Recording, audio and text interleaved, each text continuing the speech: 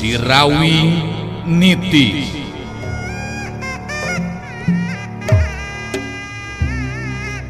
Sorot Panon Rasanti alias Munarsi, sakapeung galak gular giler, galak mataksieun anu borangan, sakapeung deui ciga anu melong kosong, arang ngiceup seperti jalma biasa. Kituna teh lantaran aya dina pangaruhna Nini Karimun Sakti. Dongeng Sunda Roman Silat ngajujut laku mapai rundayan carita hiji jajaka katurunan Jawara Sunda. Sirawing Nitis. Sanca dawuk cengkat nangtung muterkeun paneteupna kasabudeureun eta patempatan, narik napas panjang bari ngagerendeng ngomong sorangan. Di mana aing bisa manggihan si topeng mayitnya? Sanajan bener arwah panasaran kibuyut ireng anu sumanding geus mere pituduh mangsa diri aing ngayakinkeun ilmu, tapi tetep nu ngaran si topeng mayit cenah boga ilmu anu luar biasa. Kadinya aing kudu guru ilmu. Ku cara kitu kakara bisa malaskan nyeri ka Sirawing. Sirawing Nitis digarap Kumang Inoy, naskah Yasana Yat-Er, teknik jeung editing garapan Nopan Cahya Lagawa, pangjejer gawe Muhammad Ismail Haufansa.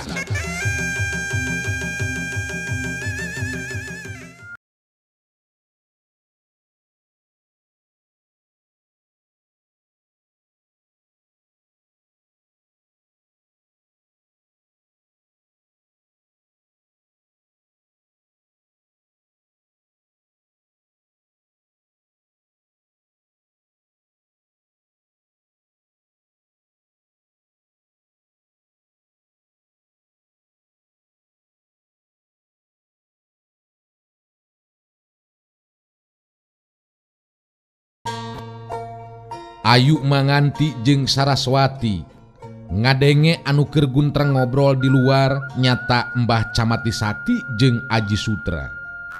Mbah Camati Sakti anu harita kadenge keur cumarita. Jadi cek dewek mah mending keneh buntel bawa heula eta sirasinya ka sinanglingnya. Bikin kasih topeng mayit jeung si laras anting. Si Ayu Manganti ulah waget di midasa. Sebab dewek ngarti manehna masih keneh aya kapanasaran Sutra. Di mana engke geus puas hate bea kapanasaran kakara. Sira si Ayu Manganti dipasrahkeun. Kitu tah cek dewek mah oy. Tapi lamun ditanyakeun ngeunaan si Ayu Manganti, kunaon cenah-cenah hasil? Omongkeun ku maneh, kakara lalakina heula kitu, engke anu awewe nama nyusul nya. Ngan pasti moal nepikeun ka henteu hasil ieu mah kitunya. Oge ieu mah keur buktieun urang geus ngalaksanakeun pancen sakumaha mistina.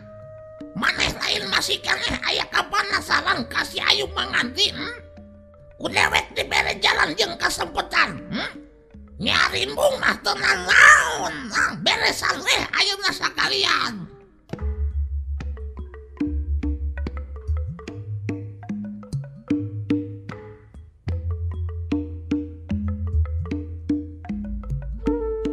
Aji Sutra seuri ngandung harti, tetela guruna ngarti kana kaayaan hate Aji Sutra. Aji Sutra harita terus nyarita. Ki guru tetela geuningan ngarti kana kaayaan hate jeung perasaan kuring. Nya syukur we ari ki guru ngarti mah moal panasaran kangaranan geus muaskeun heula hate mah ka si Ayu Manganti.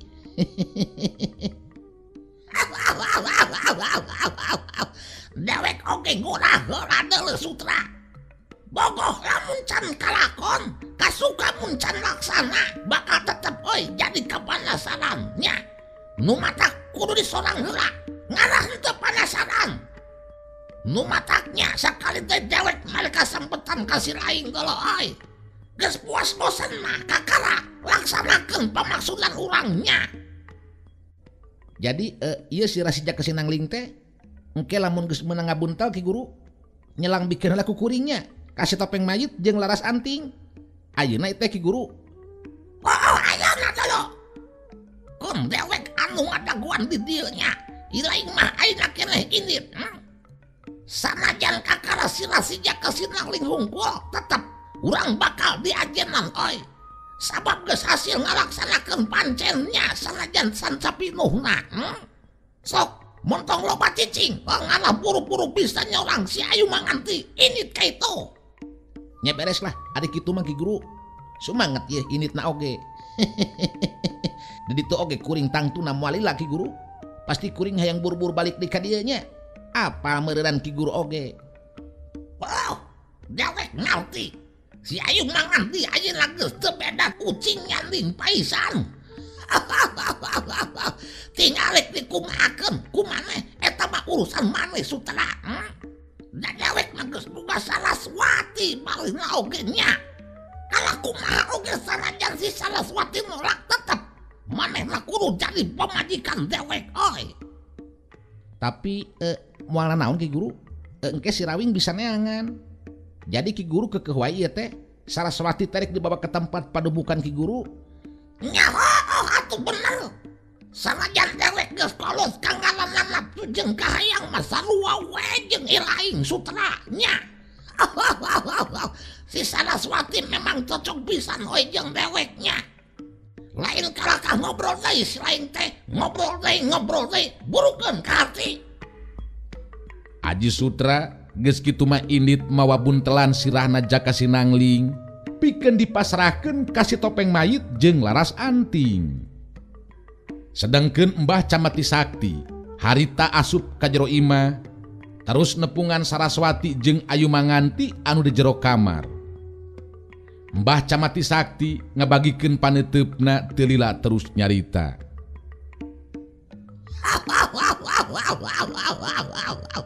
Ayu Manganti, henteu kudu make waka sedih, sabab maneh moal waka terus langsung dibinasa.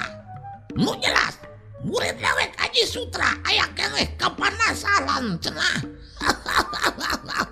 Lantaran bogoh can kalakon, kasuka can laksana. Nu mata kudu dibeakeun heula rasa kapanasarannya. Wayahna tarimakeun kenyataan Ayu Manganti.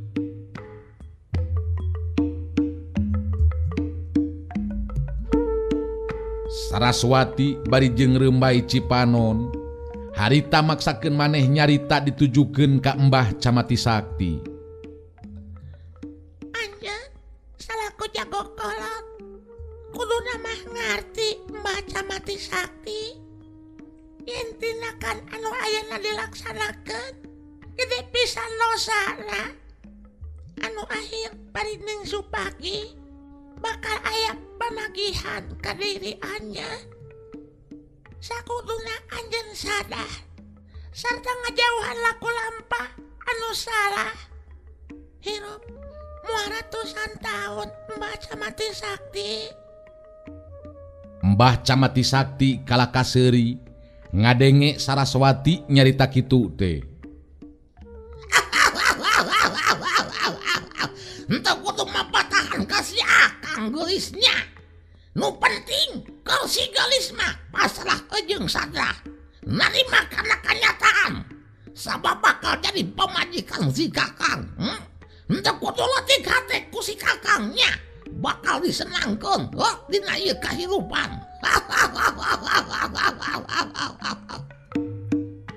Ayu Manganti anu geus ngarasa peunggas harepan. Harita milu nyarita ditujukeun ka Mbah Camati Sakti. Caritaanana pinuh ku panghinaan. Anu dipalar supaya Mbah Camati Sakti nafsu. Saterusna ngabinasakeun dirina.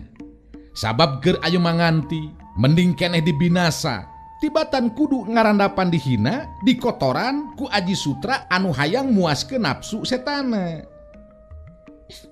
Anjeun memang lain jelema deui Camati Sakti. Masih mending keneh sato. Lamun dibandingkan jeung diri anjeun. Mulia keneh anjing buduk di carian. Lamun dibandingkan jeung diri anjeun Camati Sakti. Leuwihna alabatan ti runtah anjeun Camati Sakti. ngaku jago kolot, tapi awa acen saeutik-atik acan. Ngadenge panghinaan ti Ayu Manganti anu saperti kitu, Mbah Camati Sakti lain ambek kalakah seuri.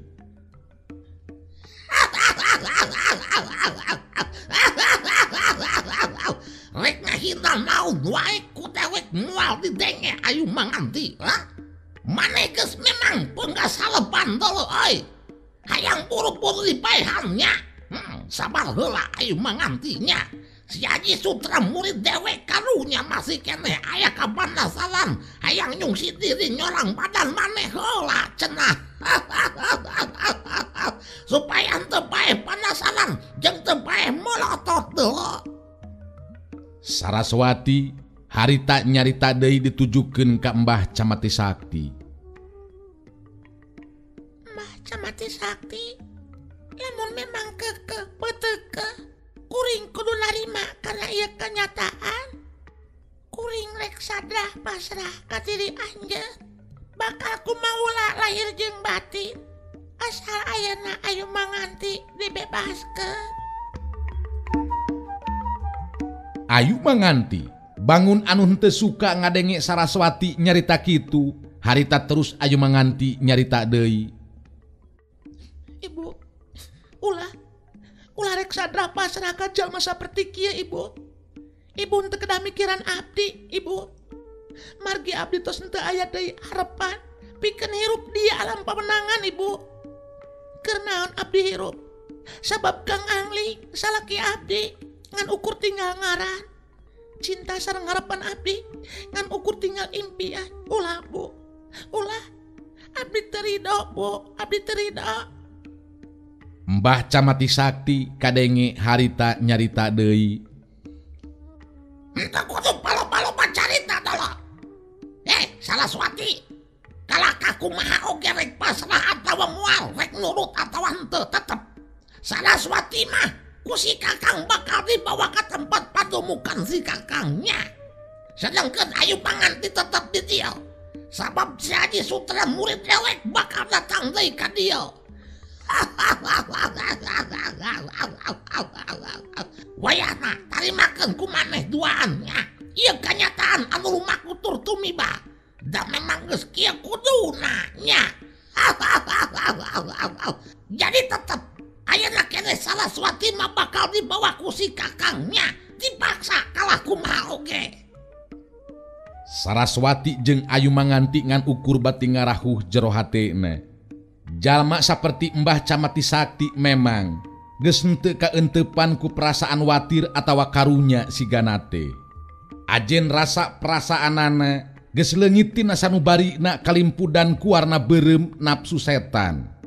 Ayu Manganti jeung Saraswati ngan ukur batina langsa hatena. Bari taya harapan deui bakal aya anu bisa nulungan ka dirina duaan. Nulungan tina cengkreman jalma anu bakal nyangsara lahir jeung batin Ayu Manganti katut Saraswati.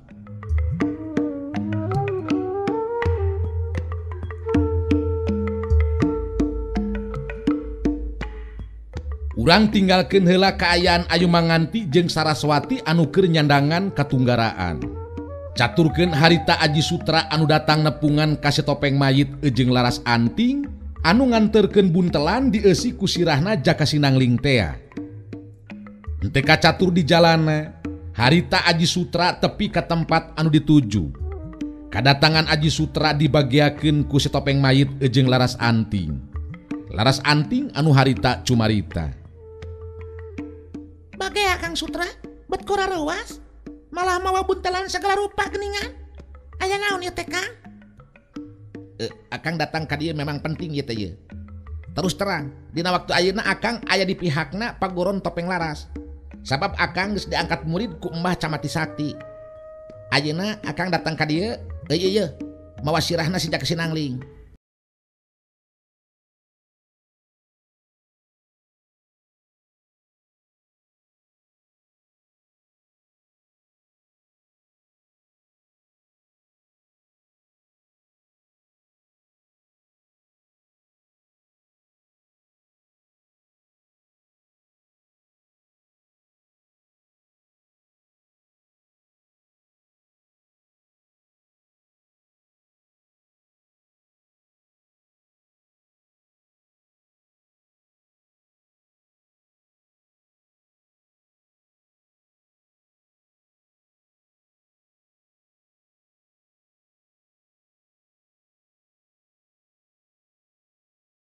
terus muka buntelan tea ditingalikeun ka laras anting. Saterusna katingali laras anting paromana Hegar nandakeun hatena anu bunga ngareret ka si Topeng Mayit terus nyarita. Tetela geuning Kang, ieu sirana aja ka Sinangling geus ka dieu Kang. Si Topeng Mayit neuteup ka Aji Sutra teu lila terus nyarita. Keur kula mah syukur lamun geus kaharti pikeun bebarengan jeung ngamajukeun ieu paguron urang. Dumasar eta di antara urang geus taya ganjelan naon-naon. Komo ayeuna jadi muridna Mbah Camati Sakti. Memang kitu sakuduna. Laras anting sigana masih keneh kurang sugema hatena. Terus nyarita deui ka Aji Sutra anu jadi lanceukna. Tapi nah, ari sirana si Ayu Manganti mana Kang? Boten teh dibawa sakalian geuningan. Pan parenta ka Mbah Camati Sakti teh ya ka Sinangling jeung Ayu Manganti. Terus terang, si Ayu Manganti ayeuna keur aya dina udaganana Mbah Camati Sakti. Nyelang ka dieu teh bisi ngamplang teuing ceuk Mbah Camati Sakti teh. Nu matak nu lalakina heula nu dibawa ka dieu teh. Ngan geus yakin ye, pasti beunang dicangkala ku Mbah Camati Sakti tah si Ayu Manganti teh. Hal penting sajana deui, si Rawing keur eueuh di lemburna, cenah keur nyelidik kaayaan paguron Topeng Laras. Nu matak kudu waspada, bisi hiji waktu tepung. Si Topeng Mayit ungut-ungutan bari terus nyarita. Memang eta pisan nu diharapkeun. Bisa tepung lawung jeung si Rawing pikeun mastikeun saha anu leuwih punjul elmuna antara kula jeung si Rawing. Geus lila ieu hate nyidem rasa kapanasaran ka si Rawing. Terus kumaha? Tah saterusna mah akang moal lila aya di dieu nya. Rek balik deui ayeuna mah nepungan Mbah Camati Sakti. Saha nu nyaho geus hasil nyangkalak si Ayu Manganti. Nu matak akang ayeuna buru-buru balik deui. Lainna naon, ngarah buru beres dina ngalaksanakeun ieu pancen. Sakitu bae heula nya pamaksudan kedatangan akang dina waktu ayeuna. Aji Sutra terus amitan deui teu wani lila-lila cicing di dinya. Sanajan bener laras anting teh adina, tapi kaayaanana ayeuna geus jauh beda. Laras anting geus jadi pamajikan si Topeng Mayit, jalma anu dipikagigis jeung dipikasieun ku sakabeh jago, kaasup jago kolot saperti Mbah Camati Sakti guruna Aji Sutra. Gura-giru gancang lempangna Aji Sutra dina waktu harita, lantaran hayang buru-buru tepi ke tempat anu dituju.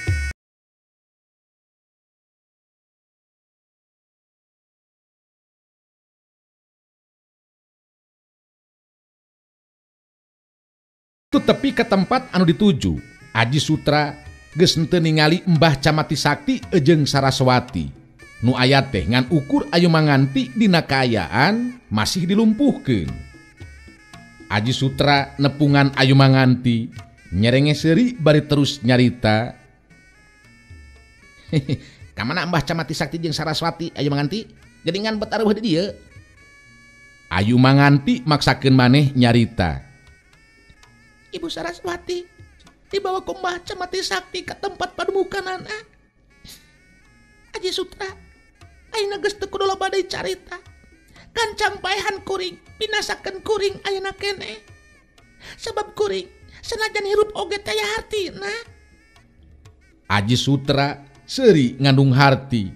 Anu pikeun Ayu Manganti mah seurina Aji Sutra teu beda ti seuri iblis. Henteu bisa gurung-gusu teu puguh Ayu, pan geus dijelaskeun ku Mbah Camati Sakti oge nya. Ieu nepikeun ka poe ieu, akang sabenerna masih keneh tetep panasaran ka Ayu Manganti. Bogoh kudu kalakon, kahayang kudu kasorang. Bungan Ayu geus ngancurkeun cinta jeung hate akang. Ayu Manganti ngageter hatena. Keur dirina memang leuwih suka langsung dibinasa. Ngalaman nasib anu sarua saperti halna jaka Sinangling anu jadi salakina. Jeung tibatan kudu dirina dikotoran heula ku Aji Sutra anu boga karep rek muaskeun nafsu setana. Aji Sutra, mun bener anjeun lalaki sajati, lantaran anu dibutuhkeun teh sirah kuring ku si Topeng Mayit jeung laras anting. Nu metak ayeuna burukeun ayeuna keneh gancang binasakeun kuring. Gara sapatkeun ieu beung saperti halna salaki kuring.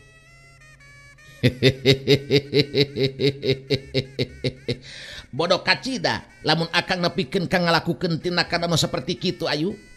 Di dia ukur urang duaan teh sasaha deui, moal aya nu wanian ganggu.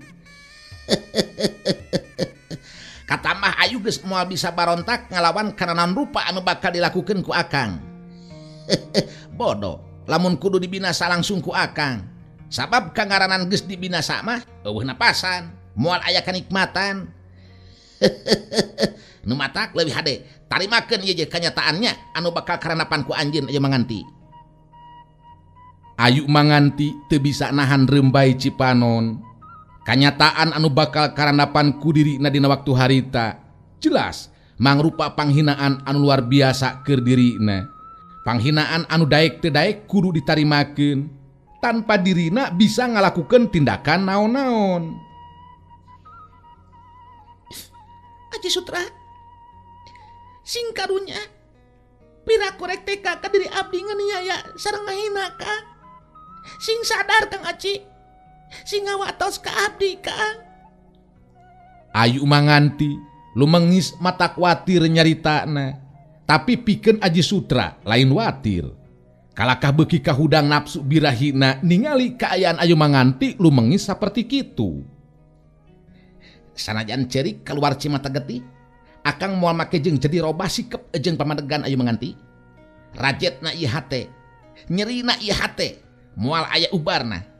Ngan ayeuna bakal saeutik kaubaran ieu rasa kapanasaran. Sabab kalaksanakeun nyungsi diri nyorang badan Ayu manganti. Anu sok sanajan sesa si Jaka Sinangling. Tapi teu naon, nu penting mah akang bisa puas jeung sugem hate dina poe ieu. Nafsu birahi beuki kuat mangaruhan pikiran Aji Sutra. Panonna ngagiler kana lebah dada jeung pingping Ayu manganti. Gondok lakina turu naik, napasna jadi rerengos. Leungeunna mimiti ngopepang nyasaran awak Ayu manganti.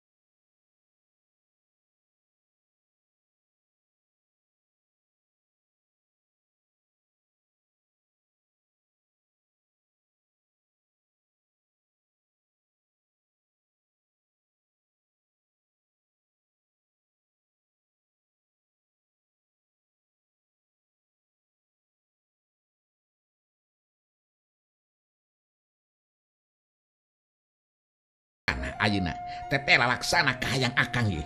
Bogoh teh kalakon geuningan. Ieu kulit menila meski jeung mulus. Ayu manganti meuremkeun panonna, batina jemerit nyambat ka Jaka Sinangling anu jadi salakina jeung ka Sirawing anu jadi mitohana. Kang Anti, enggak bawa abdi Kang jeung tibatan dihina di kakaya kieu mah. Lawi suka abdi aja sapisan jeung kudu narima panghinaan kieu. Ama Rawi, tulungan atuh abdi ama. Saking ku goncang-goncangna jiwa Ayu manganti, harita jadi teu inget naon-naon, ngalenggerek kapiuhan. Aji Sutra nyerenge seuri sorangan, manehna boga kayakinan karep jeung kahayangna bakal laksana tinekanan jadi kanyataan.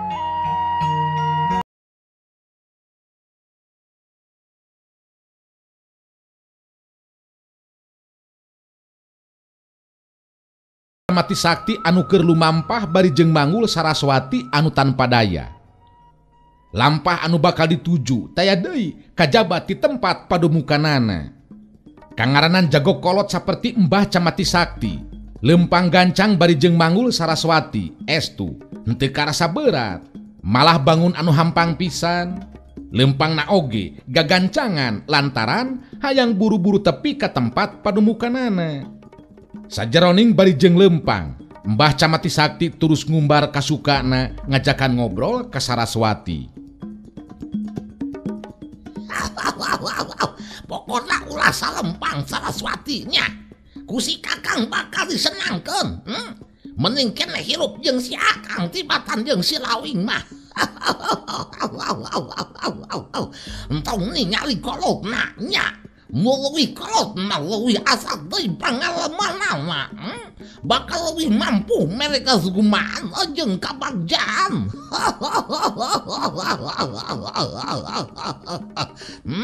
Nya bakal lebih mampu jeung mere kesenangan engke ditunya dipertemukan si Kakang. Mangkaning patemukan si Kakang mah jauh kali itu kali ya. Jong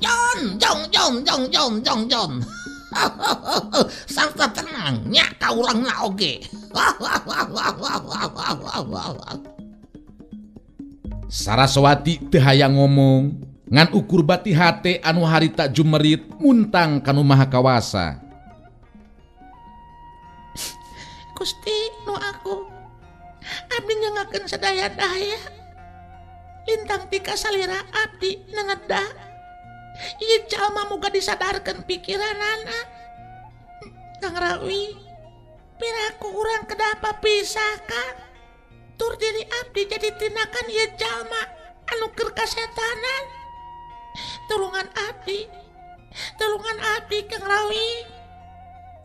Saraswati bet nyambat ka salakina. Dina kaayaan anu saperti kitu malah bet jadi ngarepkeun kadatangan salakina mere pitulung ka dirina. Mbah Camati Sakti kadenge harita nyarita deui. Henteu kudu leutik hate Saraswati. Sanajan jauh ka lembur keur kabutusan popoe mah bakal disadiakeun nya. Henteu kudu susah-susah neneangan. Anu penting dina waktu urang jajab ka suka moal aya nu wani ganggu ka urang. Sing percaya Kakang moal rek nguciwakeun, anu geulis. Ngomong jeung lengka suku Mbah Camati Sakti sesetan galunggung ngadadak eureun. Waktu dihareupeunana teu gugur teu angin aya tatangkalan anu rungkad terus ngahalangan jalan. Untung Mbah Camati Sakti waspada kaburu ngeureunkeun lengka sukuna. Korokok gubrak. Mbah Camati Sakti ngajanteng nangtung bari manggul Saraswati muterkeun paneteupna ka sabudeureun eta petempatan salaku jago kolot anu geus weureuseubeuk ku pengalaman. Mbah Camati Sakti bisa ngarti rungkad data tangkalan teh lain ku angin atawa alam, tapi tindakan jelema anu geus ngalakukeunana. Sasi lain anu geus wani ngaganggu kana lampah dewek ka. Mun tong make jeung nyumput deuleu, lamun emang boga kewani, coba kaluar sia nemongkeun diri. Mbah Camati Sakti boga kayakinan anu geus ngarungkadkeun tatangkalan teh jelema. Nu matak nitah kaluar nembongkeun diri ka jelema anu geus wani ngaganggu kana lampahna. Masih keneh tacan katingali aya jalma anu nembongkeun diri. Mbah Camati Sakti beuki ambek jeung panasaran terus ngagerok deui. Montong ngagarean ka dewek, wani ngaganggu kana lampah dewek nyandung hati kudu tanggung jawab sia kana akibatna. Ayo, nembongkeun diri si lain sia. Telila aya anu datang lempangna tenang bari jeung nyerenge seuri. Tetela eta jirim jalma teh tayalian ti Sirawing geningan. Sasi lain siapa? Kurang ajar make wani ngaganggu ka lampah dewek segala lupa sia. Dewek Mbah Camati Sakti sesetan kalunggung deuleu. Tatarima diganggu saperti kieu. Sasi lain sia. Dina sikapna anu tenang Sirawing ngajawab bari taweleh dibarung jeung seuri.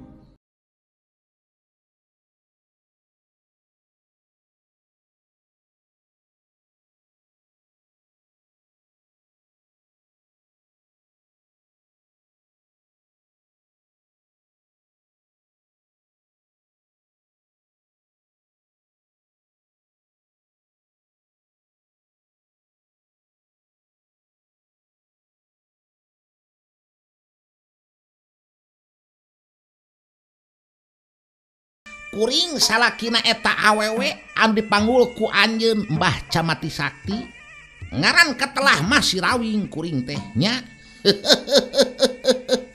Memang ngahaja ngaganggu lampah sabab didinya geus mawa pamajikan kuring. Rek dibawa ka mana eta teh? Ngadenge pangakuan Sirawing saperti kitu puguh be Mbah Camati Sakti jadi kaget pacampur jeung ambek. Kagetna sabab teu nyangka bakal panggih jeung Sirawing di dinya. Ambekna sabab si Rawing meh bae tadi nyilakakeun dirina. Jadi si Rawing kateras si Rawing teh hade oi urang ditapungkeun di dieu. Memang benar iya awewe anu dipanggul ku dewek teh nyata Saraswati pamajikan maneh Rawing. Ku dewek rek dibawa ka tempat padudukan dewek sareng dijieun pamajikan sia. Rek dijieun pamajikan. Wah. Nyaan mabok lamun kitu mah euy loba teuing nginumnya. Eta majigana loba teuing nginum cikiih begu nya. Pamajikan batur dibawa sacara paksa, jelas moal dibikeun atuh ku kuring. Rek dibawa mah nya lamun Mbah Camati Sakti leuwih ngora jeung leuwih pantes batan kuring, teu nanaon. Ieu mah meuni kalahkah leuwih ruksak ti kuring kaayanana oge. Katingali sikep si Rawing anu tenang jeung caritaanana anu bangun sangeunahna puguh be Mbah Camati Sakti beuki nafsu. Sedengkeun Saraswati anu dipanggul ku Mbah Camati Sakti ngarasa bungah jeung bagja hatena sabab diparengkeun panggih jeung salakina di dinya. Gede harapan pikeun bisa bebas leupas tina cengkreman jalma saperti Mbah Camati Sakti.